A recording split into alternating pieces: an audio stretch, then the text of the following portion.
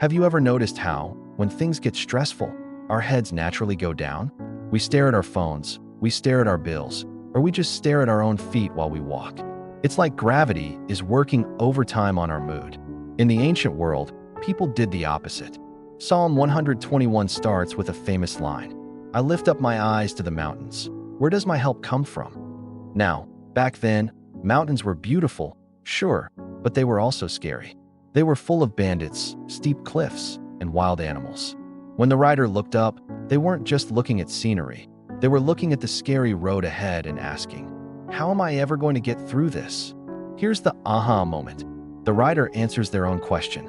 They realize their help doesn't come from the mountains. It comes from the one who made the mountains. Think of it like this. Imagine you're a toddler learning to walk on a bumpy sidewalk. You're wobbling, you're nervous. Psalm 121 says God is like the parent whose hands are just an inch away from your waist. He won't let your foot slip. And here is the best part. He doesn't nap. We live in a world that runs on away messages and closed signs. Your bank closes at 5 o'clock. Your best friend puts their phone on Do Not Disturb at 10 p.m. But the guardian of Israel, your guardian, doesn't even blink.